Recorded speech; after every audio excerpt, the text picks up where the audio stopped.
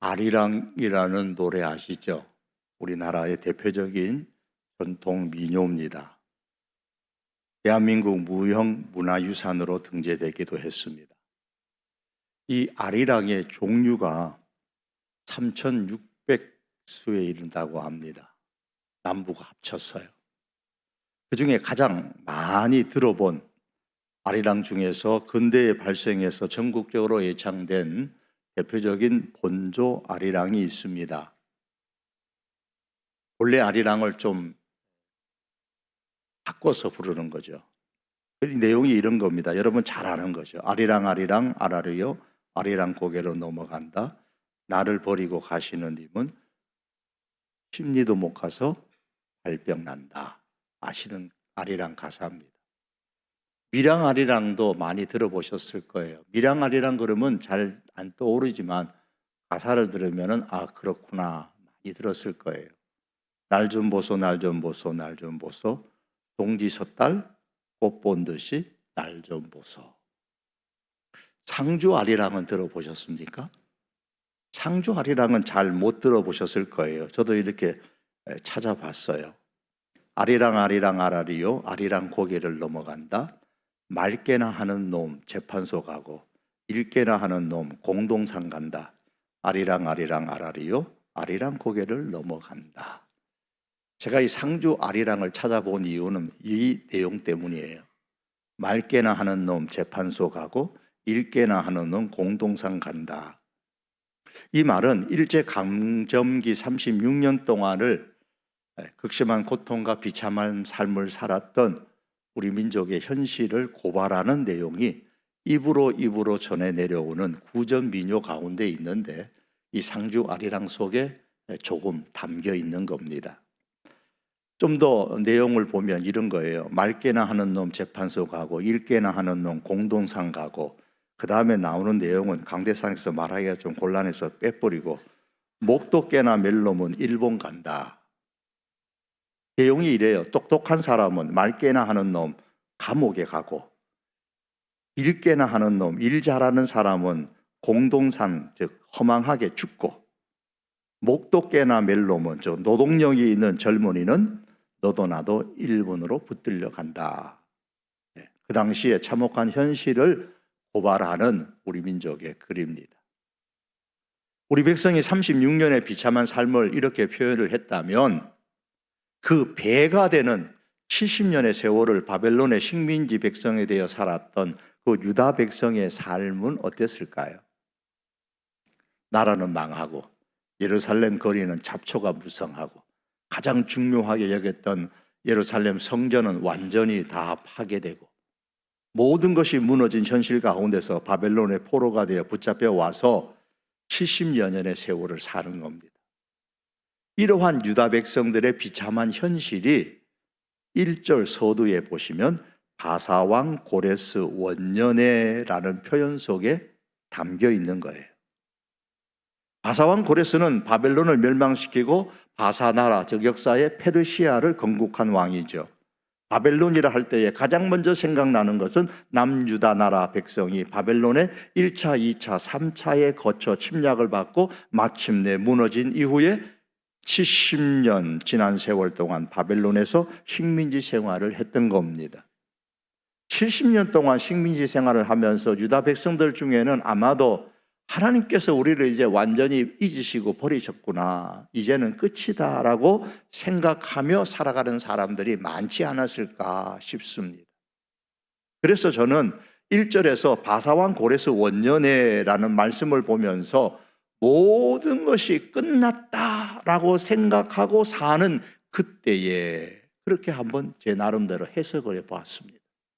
모든 것이 끝났다라고 생각되는 환경 가운데 지금 살고 있는 거예요.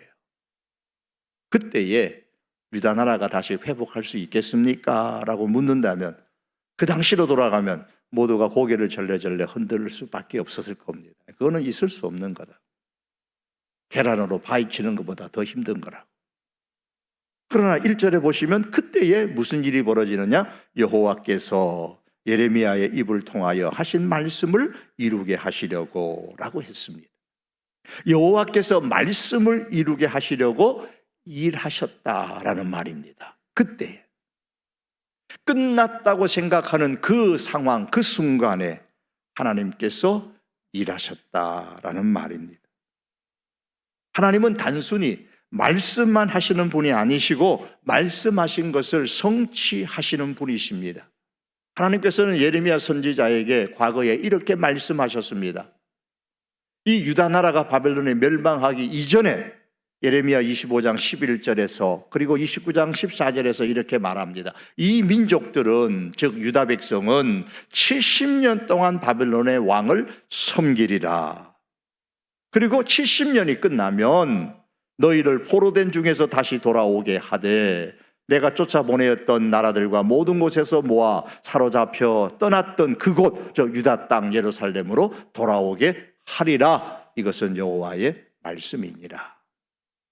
남유다 백성이 70년 동안 바벨론 왕을 섬길 것이라고 했습니다. 그러나 70년이 끝나면 바벨론은 폐허가 되고 유다 백성은 다시 예루살렘으로 돌아올 것이다 라는 예언의 말씀입니다. 이 예언의 말씀대로 남유다는 바벨론에 멸망을 했고 70년 동안 바벨론의 왕을 섬겼습니다. 그리고 그 바벨론은 바사의 고레스 왕에 의해서 멸망하고 하나님께서 유다 백성을 다시 예루살렘으로 돌아오게 하셨습니다.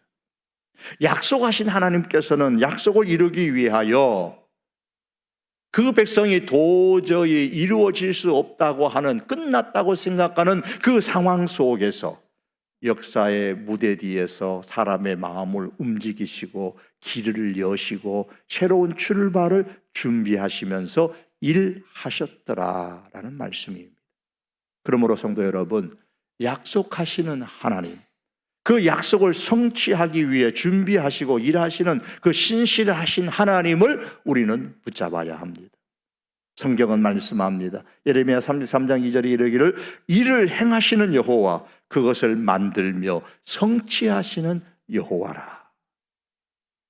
그런데 1절 하반절에 보시면 하나님의 일하심에 대해 성경은 이렇게 기록합니다.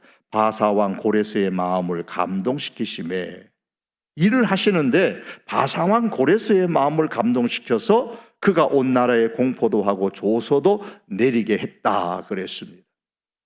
하나님께서 바벨론의 포로로 잡혀간 유다 백성들을 바벨론에서부터 예루살렘으로 돌아오도록 하기 위해서 그 옛날에 바벨론으로 잡혀갔던 왕이 있어요. 여호야긴이라는 왕, 혹은 그 후손 왕족 중에 한 사람의 마음을 움직여서 일하기를 시작하셨더라 하면 그렇겠구나라고 고개를 끄덕이고 수긍할 수 있겠는데, 바사왕 고레스의 마음을 감동시켜 일하셨다고 말씀합니다. 2절에 보면 바사왕 고레스가 말하기를 하늘의 하나님 여호와께서 그러면서 나에게 명령하셨다 그랬습니다. 물론 여기서 고레스 왕이 이렇게 말했다고 해서 그가 참으로 하나님을 믿었다라는 말은 아닙니다. 자기의 정치적인 목적이 거기에 깔려 있었어요. 기원전 539년에 바벨론을 멸망시켰던 이 고레스는, 바사나라의 고레스는 이전에 세계를 지배했던 아수르나 바벨론처럼 폭력과 강압으로 통치하기를 원치 않았습니다. 아수르나 바벨론은 폭력으로, 강압으로 다스렸거든요, 피지배 나라들을. 그러나 이 고레스는 자치와 관용으로 다스렸습니다. 그 일례로 보여준 것이 유다 백성을 고국으로 돌아가게 한 겁니다. 고레스는 정복한 나라의 그 신앙, 그 전통을 존중해 주면서 얻고자 하는 게 있었어요. 뭐냐면 반란을 예방하고, 많은 나라를 지배하고 있었으니까 이 왕의 지배력의 영향이 그 구석구석마다 미칠 수가 없거든요. 잘못하면 반란도 일어날 수 있으니까 그들의 피지배 나라의 신앙과 전통을 존중해 줌으로써 반란도 예방하고 충성심도 확보하려는 정치적인 포용 정책을 폈던 겁니다. 그래서 이 유다 나라를 너희가 믿는 하나님께로 돌아가라, 하나님이 나에게 말씀하셨다 그러면서 돌려보낸 겁니다. 따라서 유다 백성을 돌려보내서 그들의 신앙과 전통을 존중해서 바벨론에 충성하는 것은 바벨론의 입장에서 보면 대단히 중요한 전략이었던 겁니다. 고레스 왕은 이 모든 것을 염두에 두고 유다 백성의 환심을 사기 위하여 너희가 믿는 하나님이 내게 명령하여 너희를 예루살렘으로 돌아가게 하셨다라고 말한 것입니다. 고레스는 이렇게 자기의 정치적인 전략을 가지고 정책을 펴기 위해서 이렇게 했지만, 그러나 결국은 하나님께서 이 고레스 마음에 감동을 주어서 그런 정책을 펴게 하셨다라고 말씀합니다. 여기서 우리가 기억해야 될 중요한 사실 한 가지가 있죠. 하나님께서 하나님의 일을 하실 때에 하나님을 믿지 않는 사람들 마음까지도 사용하셔서 하나님의 일을 행하신다라는 겁니다. 따라서 하나님은 믿는 사람이든 믿지 않는 사람이든 그 사람의 생각과 마음과 자유와 동기와 열정과 이 모든 것들을 다 하나님의 주권 아래 두고 움직이십니다. 그래서 성경은 잠언서 21장에서 말하기를 왕의 마음은 여호와의 손에 있다 그랬습니다. 당시에 유다 나라 바벨론 70년 살았던 유다 백성들이 유다 나라가 해방될 수 있겠느냐 질문했으면 고개를 흘레흘레 흔들었을 거라고 했죠. 여러분, 우리나라가 광복 이후에 이제 올해 80년이 됐습니다. 분단된 지. 우리나라 통일될 수 있겠습니까? 80년 됐습니다.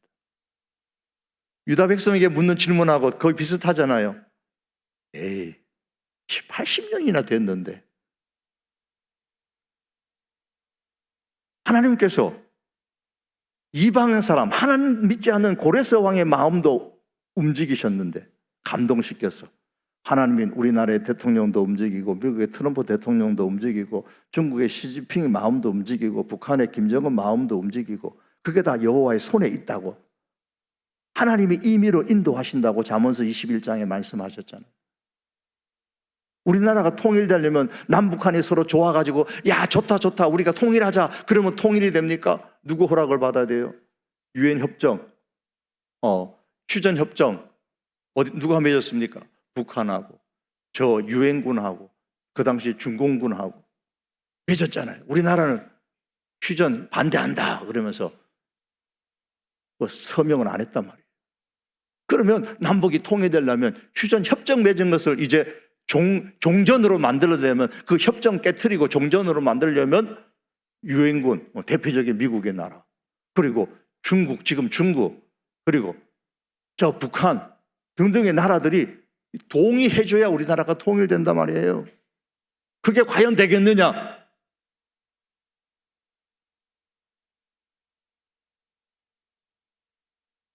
하나님께서 고레스의 마음을 움직이시듯이 하나님께서 저 북한에, 저 중국에, 저 미국의 유엔군에, 저 러시아의 모든 나라의 마음을 움직이셔서 이 나라가 통일된다. 여러분, 우리에게 이 믿음이 중요한 거예요. 고레스의 마음이 감동되어져서 유다 나라를 바벨론에서 그 예루살렘으로 돌아가게 했다. 그것만 중요한 게 아니고 그것은 이미 지나간 과거의 긴 역사고 우리의 현실 앞에서 통일이 되겠느냐? 아예 계란으로 발치기입니다. 그렇게 생각하지 마시고 왕의 마음이 하나님의 손에 있습니다라는 신앙을 가지고 우리가 먼저 하나님 앞에서 바른 믿음을 갖고 살아야 합니다.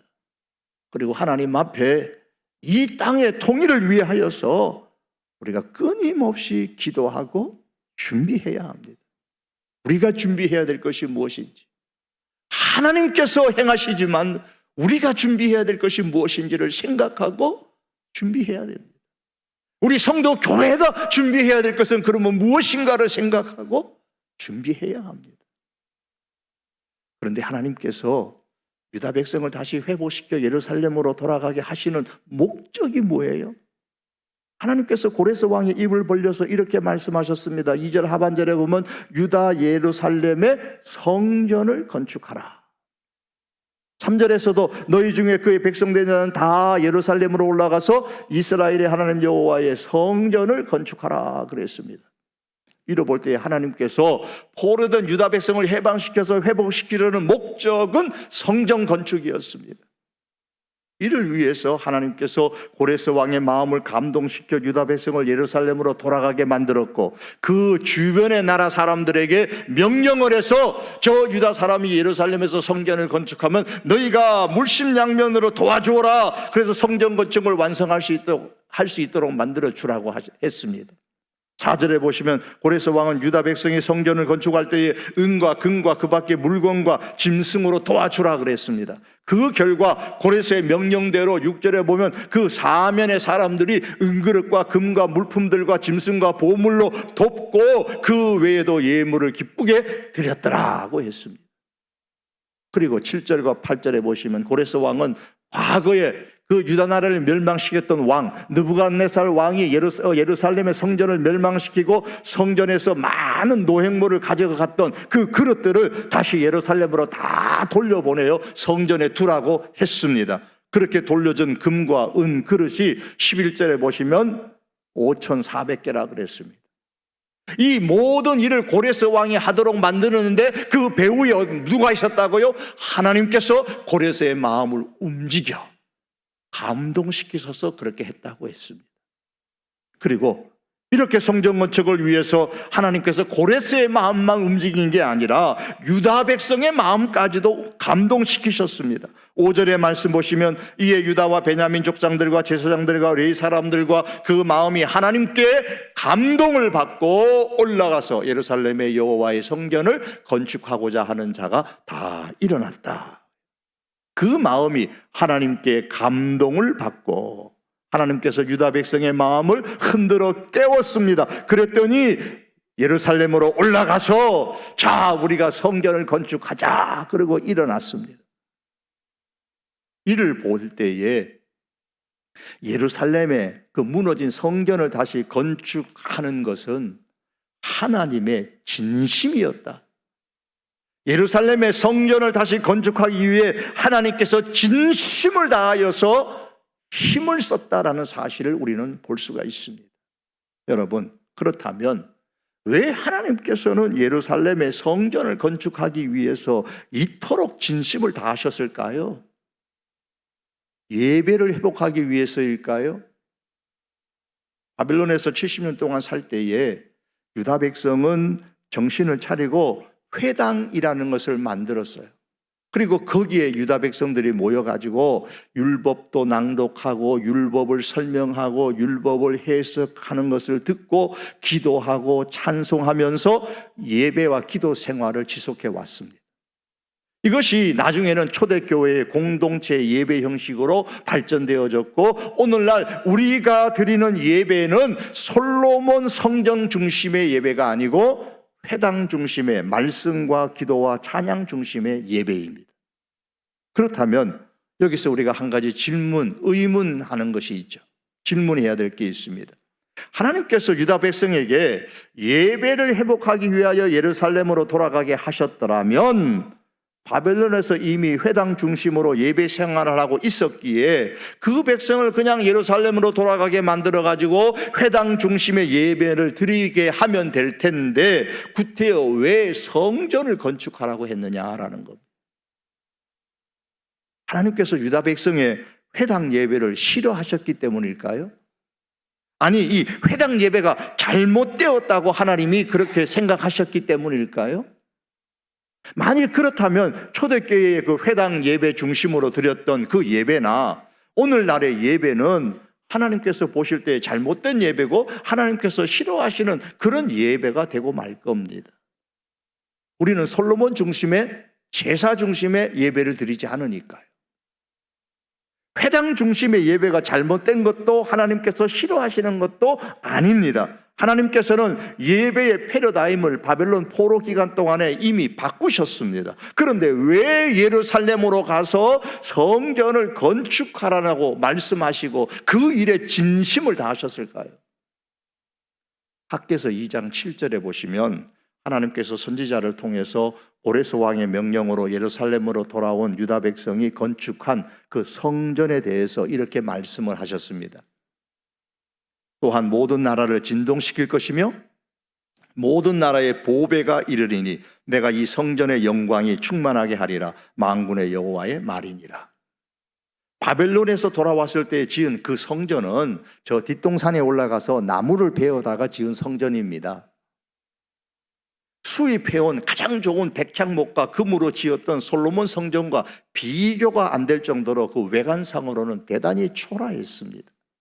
그럼에도 하나님의 영광이 이 성전에 충만할 것이라고 하신 이유는 모든 나라의 보배가 그 성전에 임할 것이라고 말씀하셨기 때문입니다. 그리고 그 보배가 모든 나라를 진동시킬 것이라고 했습니다. 진동시킨다라는 말은 모든 나라에 지진이 발생할 것이다 라는 뜻이 아니고 영적인 진동, 영적인 대격변이 일어날 것이라는 뜻입니다. 그러면 그렇게 할 이 보배가 그럼 무엇일까요? 토마스 무어라는 학자는 이 보배를 어원적으로 살펴서 만국의 소망이라는 표현으로 썼습니다. 그러나 이 소망이 구체적으로 무엇인지는 잘라서 말하지 아니하고 여러 사람 학자들의 이야기만 들어서 얘기를 했습니다. 그런데 우리 소선지서를 깊이 연구하고 우리 성도교회에서 2대 담임 목사로 심우하시고 총신신학대학원 학장을 지내셨던 김희보 교수님은 이 보배를 어원적으로 역사적 배경 등을 정황을 살펴서 장차 오실 예수님이다, 구체적으로 그렇게 해석을 했습니다. 저도 이 해석에 동의를 합니다. 학개서 2장 6절 7절에 보시면 이 보배, 즉 장차 오실 메시아 예수님께서 하늘과 땅과 바다와 육지를 진동시킬 것이고 모든 나라를 진동시킬 것이라고 했습니다. 실제로 예수님께서 십자가에 죽으실 때에 어둠이 온 땅을 덮었습니다. 누가복음 23장 44절과 45절, 마태복음 27장 51절에 보면 성전의 휘장이 찢어지고 땅이 진동하고 바위가 깨어지는 사건들이 일어났습니다. 이것은 영적인 진동을 통하여서 예수 그리스도로 통하여 장차 이 세상에 영적인 대격변이 일어날 것이라는 것을 상징적으로 보여주는 증거들입니다. 그러므로 하나님께서 고레스 왕의 말을 빌려서 예루살렘으로 돌아가서 성전을 건축하라 하는 이 말씀은 단순히 눈에 보이는 성전 건축이 목적이 아니라 그것을 건축함으로써 만국의 보배요 참 성전 되시는 예수님을 보내주시겠다는 언약을 재확인시켜 주신 겁니다. 다시 말하면 바벨론에서 예루살렘으로 돌아가 세울 그 성전은 참 성전 되신 예수님을 예표하는 것입니다. 그러므로 언약한 대로 참된 자유와 진정한 성전이 되는 메시아를 보내줄 터이니, 즉 메시아 예수님을 사모하며 살라라는 말입니다. 이렇게 하기 위해서 고레스 왕과 유다 백성의 마음을 감동시켜 흔들었던 겁니다. 이 땅에 오신 예수님께서 이후에 이렇게 말씀하셨지요. 너희가 이 성전을 헐라. 스룹바벨 성전 다음에 헤롯 성전이 세워지고 확장되어지고 그 성전에서 예수님이 그렇게 말씀하셨어요. 이 성전을 헐라. 내가 사흘 만에 일으키리라. 그러나 예수는 성전된 자기 육체를 가리켜 말씀하신 것이라고 했습니다. 그러므로 여러분, 진심을 담아서 고레스와 유다 백성의 마음을 감동시켜 그들의 마음을 흔들어 성전을 건축하라고 하신 이 하나님의 마음을 오늘날 우리가 이어받는 방법은 뭐냐? 참 성전으로 오신 예수님께 우리의 영혼의 닷을 고정시키고 살아가는 겁니다.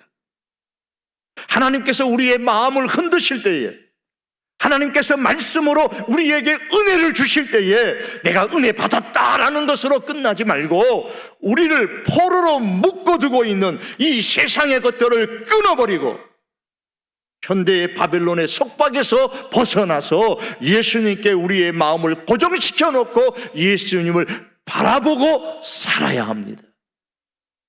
그래서 아들이 너희를 자유롭게 하면 너희가 참으로 자유로우리라고 하셨던 그 예수님의 말씀처럼 예수님께서 주시는 참된 자유를 이 땅에서부터 천국에 이르기까지 누리며 살아갈 수 있기를 주님의 이름으로 축복합니다. 말씀을 맺겠습니다. 성도 여러분, 하나님은 우리가 끝이다 이젠 더 이상 할 수 없다, 안 된다 라고 생각하는 그 상황 속에서도 느린 것 같으나 가장 확실하게 하나님의 말씀을 성취하시기 위하여 일하시는 하나님이십니다. 그러므로 끝인 것처럼 우리를 속이고 있는 이 세상의 환경에 속지 말고 약속하시고 이루시기 위하여 일하시는 그 하나님을 붙잡고 사십시다. 남북의 통일 문제도 그러합니다. 이제는 더 이상 가망이 없다.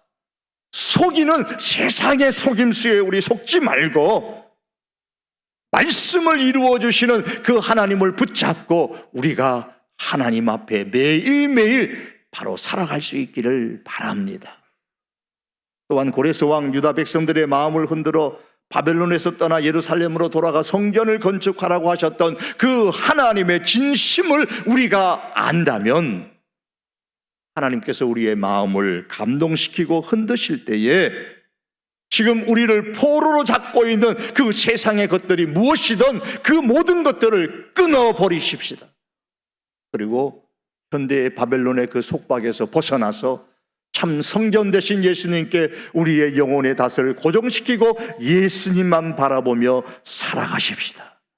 그래서 예수님께서 주시는 그 참된 자유를 누리며 살아갈 수 있기를 주님의 이름으로 축복합니다. 기도드립니다.